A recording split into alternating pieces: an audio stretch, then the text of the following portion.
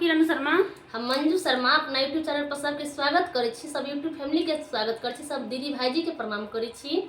और हम दोनों देवरानी जेठानी जा रहल छी। बहुत दर्दनायक गीत गाबे जा रहल छी। बहुत दर्दनायक गीत छै, बेटी विवाह गीत छै, दहेज पर सेहो छै।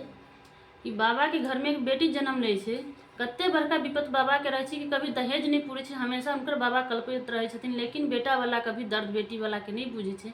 एक लड़का हम सब आई बेटी विवाह के दहेज पर गीत गाबे जा रहल छी। अहाँ सब जरूर बेटी विवाह गीत छै और कमेंट करके जरूर बताएब गीत केहन लागल नहीं लागल। अहाँ सब जरूर कमेंट करके ज्यादा से ज्यादा शेयर करब। अहाँ सब बाबा के फुल वॉच करके अहाँ सब जरूर सुनब। लास्ट वाला करी अहाँ सब जरूर गीत के सुनब, तभी अहाँ सब समझ पेबी गीत के कि की छै गीत में नहीं छै। अहाँ सब जरूर बाबा कते रोबे छै। अभी दहेजे के मांगने बेटी वाला चिंतित रहे छै हरदम से, कत से पूरत बेटी के ब्याह करब। बहुत दर्दनायक गीत छै, बहुत दर्द भरल से गीत छै। शुरू से लास्ट तक अहाँ सब सुनऽ के जरूर कोशिश करब। पोती जे जवान छै घर में, तो बाबा रात में सुते नहीं छै चिंता से।